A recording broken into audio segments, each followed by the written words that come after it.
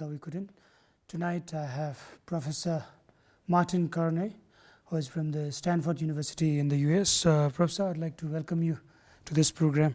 Believing that many Buddhists have by now sung enough praises for you, I'd not like to dwell into the detailed introduction of yourself. But since you have had this seminar on the theme imperative of deepening democracy, lessons that we can learn from other regions of the world, I think for Bhutan we need to learn lots of lessons from other parts of the world. On the same note, we could also teach lots of lessons to the other parts of the world as well. So in this context, on a positive note, first thing would be, what are some of the attributes, significant attributes that you would consider when you talk about a successful democracy in any society? And if you could give in our context, that would be much appreciated, but whatever you would like to share. Well, as I discussed in the seminar, there are about 30 countries that have become democratic since 1974 in Asia and Latin America and even in Europe. And you could argue that most of them are at the stage of what I talked about as a minimal democracy, which is to have elections, and that power is transferred, the right to govern is transferred to the elected people on behalf of the voters through elections. And that's called democracy. But I also raise the issue that if you just stop at that, the democracy is very minimal.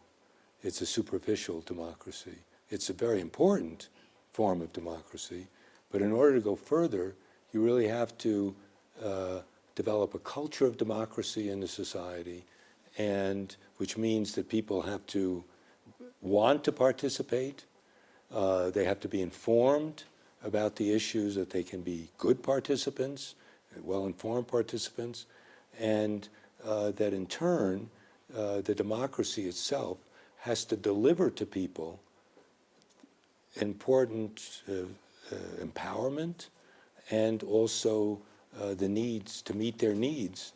And this means everybody in the society. So I argued that in order for that to happen, it usually means that you have to really stimulate a lot of participation at the local level, a lot of development of politics at the local level. And at the same time, I argued that the state should be responsible for doing that, for helping that to happen, because that's the kind of thing that assures the stability of democracy. Professor, you mentioned about people making informed decisions. Now, I've heard many people say this. Informed decision in any democratic culture, you need to have voters with informed choice made on their own.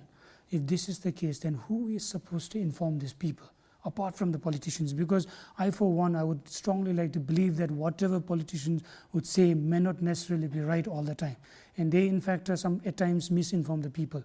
So who is responsible for informing the people? Great questions, good discussion, people speaking to each other.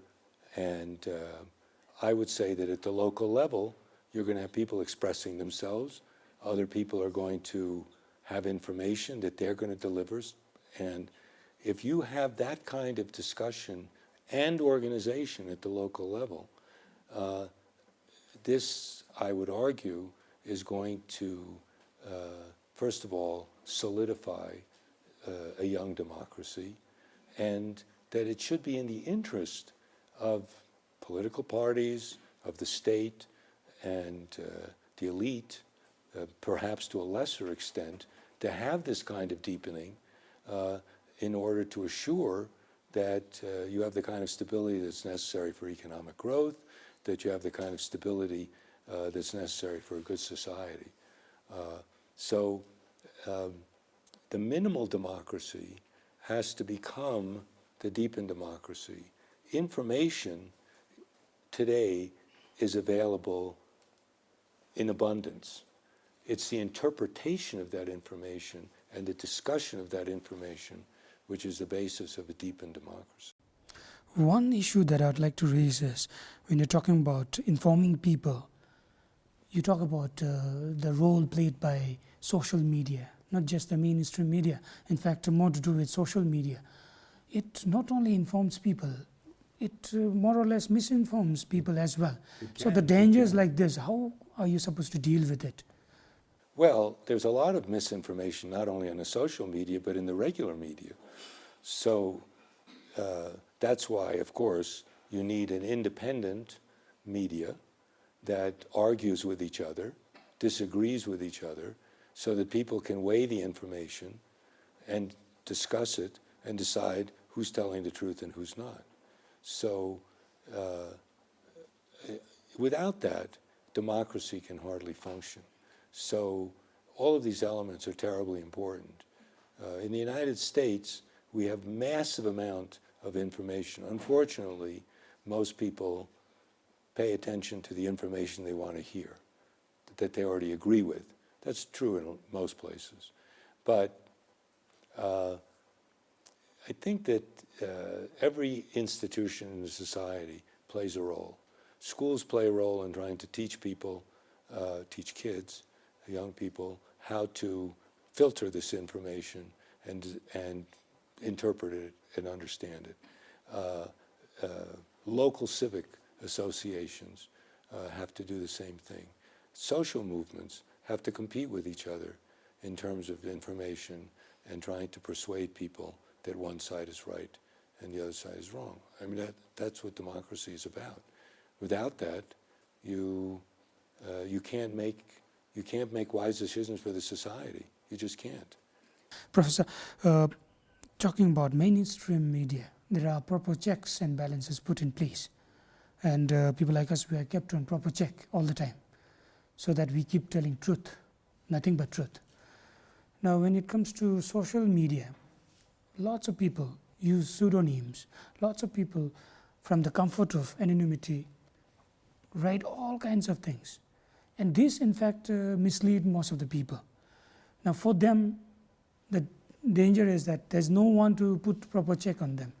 I don't know how other democracies around the world are getting affected by the kind of role that social media plays. Any experience that you have come across? Well, there's a lot of stuff going on in social media, obviously, but I'm more worried, to tell you the truth, about the regular media. Because the regular media, social media is individuals speaking under pseudonyms or real names. It doesn't matter. But they're individuals. What weight do they carry? But a big newspaper or a major television station, what if they don't cover the news properly? They carry enormous weight in the public eye because they represent the official media, official meaning the mainstream media. So they are expected, as you say, to be telling the truth. But unfortunately, I'm not saying that they're lying, but they often don't get it right. They don't get it right. Now, even very, very good newspapers like the New York Times, when I read an article in which I know a lot about the subject, I can tell you that they often get it wrong. So the question is, you say you're kept under checks and balances. The best checks and balances, I think, are to have journalists, really good journalists, arguing with each other about what's right and wrong. I mean, what the right facts are. Not right and wrong morally, but what the right facts are. In fact, competing journalists uncovering new information and showing perhaps that the other journalists didn't really cover the story properly. Since I work in media, I don't want people to feel that democracy is all about media, and I keep asking questions about media only. But one last question on media. Now, you're talking about mainstream media, the role that mainstream media should be playing. In situations like this, it's not really guaranteed that all media houses, be it television, radio, papers, are guaranteed to tell truth to the people. Now, there are some media houses that might sway or that might have some political agenda in their mind, and that might have some sort of political affiliations some way along the political process. So if that be the case, then what would be an alternative? Because in our case, the problem we have is we would like to still believe that there are not many critical consumers of whatever media outlets have to put it on air or print it. So in cases like this, what would one do?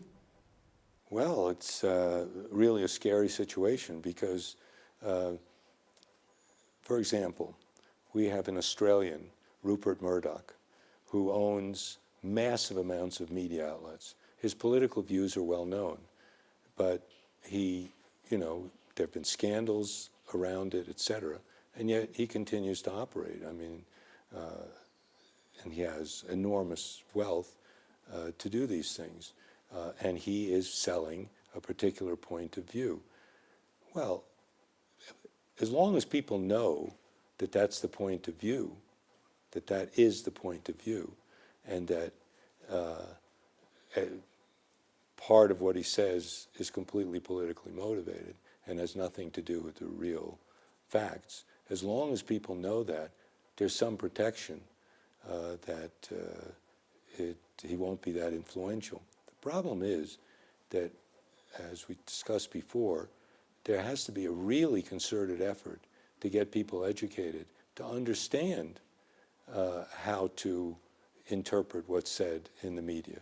You can't stop wealthy people or government press for pushing their point of view through the media. You just can't stop that. But you can develop in the public a real understanding of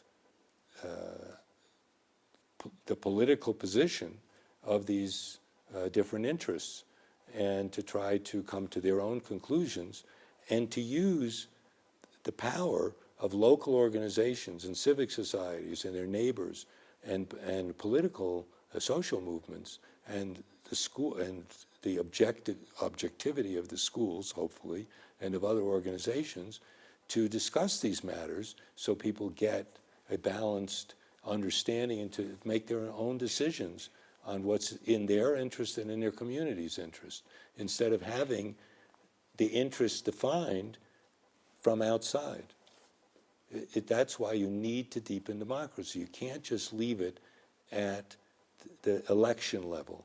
You just can't leave it there, because people vote once every 5 years, or once every 4 years, or once every 2 years. It doesn't matter. It's got to be, politics has got to be an everyday job of everybody. Politics has to be everybody's job for every day. If that's the case, then at least in our scenario, we would like to believe that I've been talking to some people around the country, and many I talked to told me that their role is just confined to voting after 5 years, and then they are with any other businesses as usual apart from politics. Now, how would you keep on educating people that politics is a day-to-day affair? One has to understand and keep understanding politics on a day-to-day basis. This kind of notion is missing in our society. What would you do then? Well, I saw a little sign in a school today that said, try to do one thing every day that improves society. And I would say that everyday politics is doing one thing every day to improve society. And I think that this expression is a great expression. I'm going to remember that, because if everybody tried to do that, every society would be a better place. And for me, if you want to develop really strong, stable democracy that gradually reaches out to everybody in a society and enables them, empowers them to be able to determine their future and their children's future. And there are lots of issues out there that will affect even small villages in Bhutan, that they have to think about every day, thinking about how they should participate in bettering their society. And the way to do that is by organizing at the local level, by involving yourself at the local level, and not just voting every 5 years, because that is not going to work. It's just not going to work. Okay. Professor, just out of curiosity, I would like to know if democracy is the best form of government that people could have. Because looking at the way some people interpret democracy or politics, some say politics is very dirty and that only crooks become politicians. This kind of attributes given to politicians and the kind of attitude that we develop towards this whole political process, this really does not sound good. So what do you make of this whole process? One really wonders as to whether democracy is the best form of government. Well, I don't know who said the expression, but democracy may not be the greatest form of government, but it's the best alternative. It's the best alternative. But can you change the attitude of some people? I think at least in Bhutan, I wouldn't say all the people, but there are some sizable lot of population who would strongly believe that politics is really dirty and how is played, maybe because people have some idea how politics is played around the region or within our neighbors. It's believed to be very dirty, and that only people with corrupt attitude and notion joins politics or become politician. Well, I Any think, ways to change it? well, first of all, I think that this feeling about political parties is generally held quite generally throughout the world. Political parties have very bad reputation throughout the world. Yet we have to listen to them. Well, yet they are generally, in most places, they are the expression of the democratic process, is political, or the carriers of the democratic process.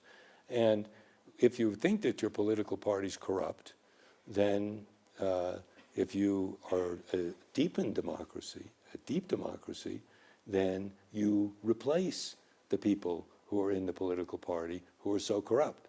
You replace them because you have the right to replace them. In other systems, you don't have the right to replace the politicians.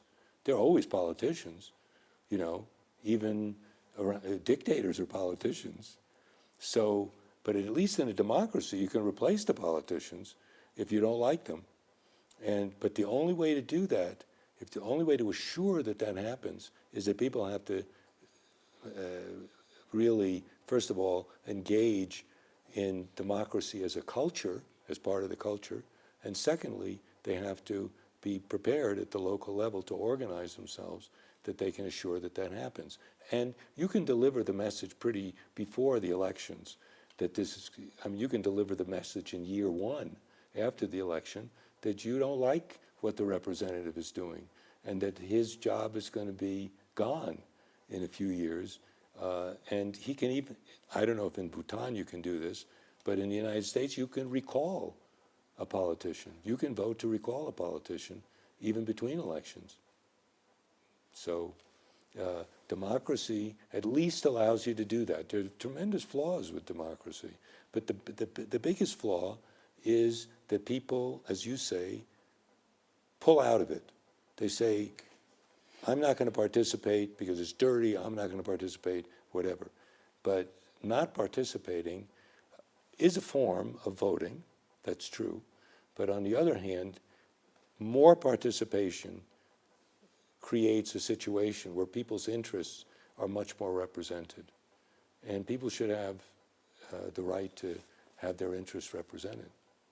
There are a lot of resources to be distributed. And the decisions that are made by governments really affect people a lot.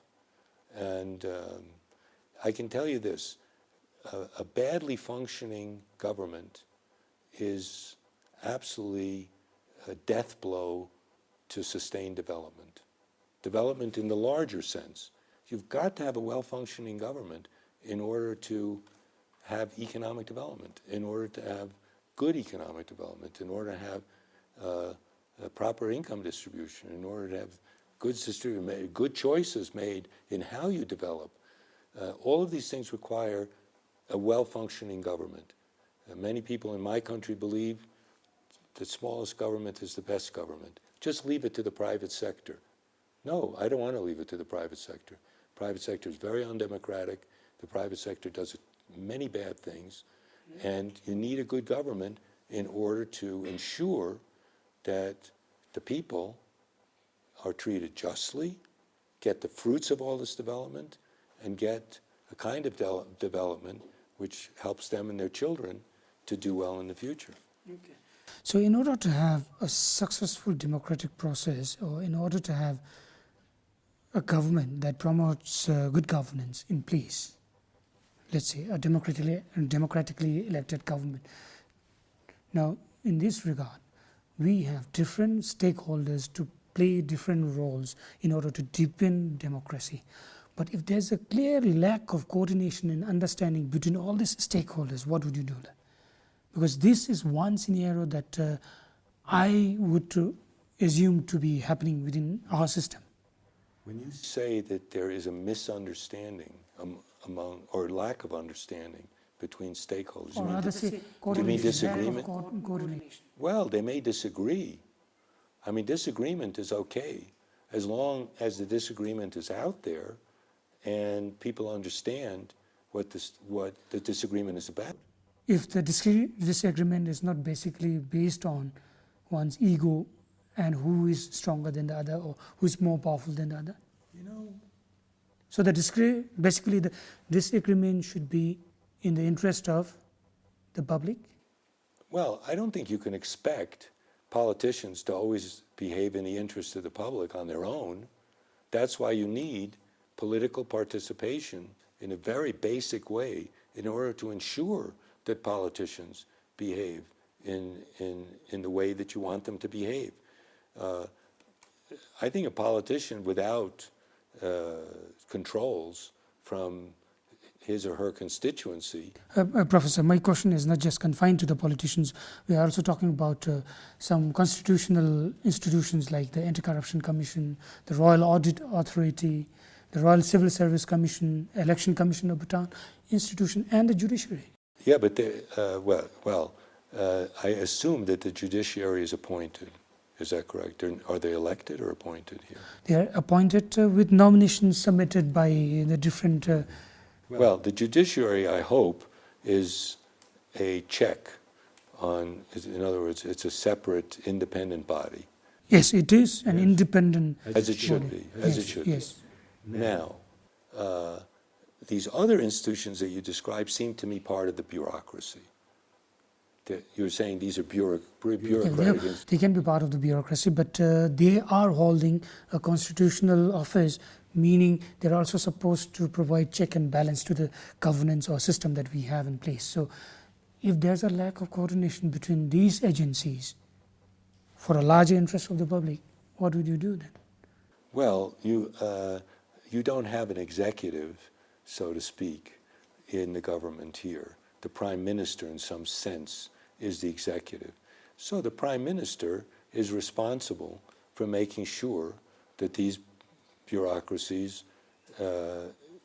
implement the laws that are passed, implement the direction that the elected government wants to take. That's the job of the bureaucracy. At the same time, the bureaucracy is supposed to advise the politicians about the consequences of what they want to do in terms of the legislation. So the role of bureaucracy is advise and implementation. Okay? If the bureaucracy is inept, they're going to give bad advice and they're going to be bad at implementing, and the politicians are going to pay the price. So the politicians also have an interest to make the bureaucracy effective, right? Because if the bureaucracy is not effective, it's not going to work. It's not, at the end, the politicians will pay the price. They won't be elected the next time. Okay. Professor, one would believe that the principles, the basic principles or fundamentals of democracy could be same elsewhere. But there are, again, many considerations that would be confining only to specific countries when it comes to promoting one's own democracy or democratic culture. For instance, we have a diverse and different culture that is different from the other parts of the world.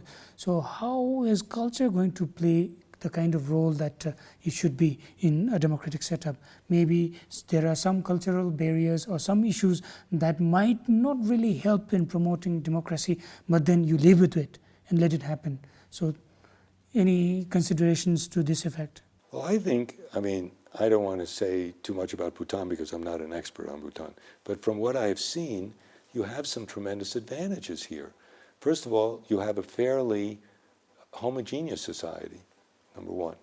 Number two, you have a fairly equal society for the moment being, These are tremendous advantages to build democracy, tremendous advantages, because you have much more common interests. You don't have to worry about large minority groups who feel powerless and are not incorporated. So you're starting from some tremendous advantages, and I think there's real opportunity here to build a strong, deep democracy.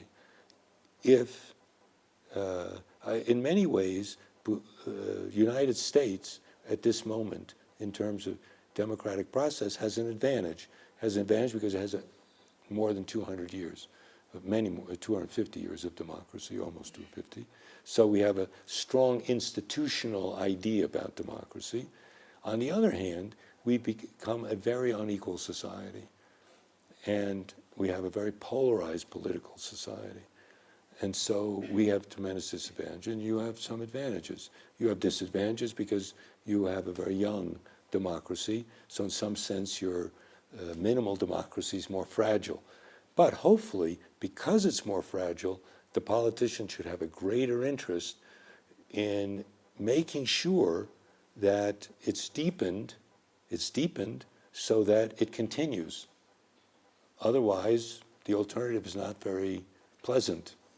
So our politicians are constantly relying on just the long-term existence of democracy in order to do nothing. And they don't feel threatened because they know that democracy is so institutionalized in our society, culturally institutionalized, that they don't fear the breakdown of democracy. So there's less pressure, in other words, in order to deepen it. And they play around with it and do crazy things. But I think you have tremendous advantages here. And I really hope that people realize that and exploit the advantages to deepen your democratic process, make sure that everybody participates, make sure that your low-income agricultural areas are developed, and don't just concentrate on building the cities, and that you take this wonderful culture that you have and strengthen it through the democratic process, and use that culture to strengthen the democratic process. Okay, Professor, final question. Now, since we have started on a positive note on the attributes of successful democracy, maybe we might like to talk a bit about unsuccessful democracies around the world. And for Bhutan to watch out, what would be some of the key attributes or key areas that we need to watch out for when it comes to having or deepening our democracy here? I think the greatest threat to democracy has been shown is inequality, great inequality, and the failure of governments to distribute in an equal and just way the fruits of development, of economic development. Another great threat to democracy is the unequal treatment of people in the society through the legal system and through the political system. If people feel marginalized and people feel that the political system is not giving them their due share of what they believed in the democratic process, the democracy becomes unstable and sometimes breaks down, renews itself sometimes, eventually, and starts over again. But those are the biggest threats. Okay. Just as a follow-up, I'm a bit prompted to ask this question. In case of the US, now you have Republicans and the Democrats. Now those people who support the Republicans or the Democrats, one party is going to form the government, and when one party forms the government, is it so much of a threat to the other supporters, of other party? Because even in our case, this may not be so much of a design of the political parties, but the supporters themselves feel that, because I supported a party and that my party is not forming the government, I should fear the government, or I have reasons to believe that government in a way is going to fix me up because I didn't support the party. This kind of fear, is it predominant in your society? The genius of democracy is that the majority is not always the majority. So the majority has to be careful not to do something that makes the minority the majority and turns around and does it back to them. So democracy is this very sort of balance that you have to tolerate and respect the other side, because the other side may become the majority, and then you're the minority, and you don't want to be treated in a way that's, you want to be treated justly and fairly also. One of the majority is always trying to reproduce themselves as the majority. They want to stay the majority. And in order to do that in a democracy, you have to convince more people that you have the right to stay in power because you have delivered the goods, that you have represented more than the majority of the people. And the best way to do that is to sell your product to the people and deliver, really deliver. More participation, more economic development for everybody. You want to spread. The more bigger your base through your political work and what you've done for people, the more likely you're going to win again.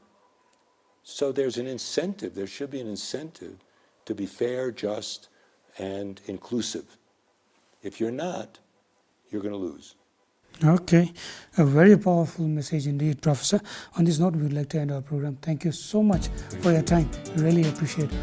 Well, this is the end of our interview with Professor Martin Carnoy from Stanford University in the US. Thank you so much for watching Dawa. It's time to say good night and Thank you.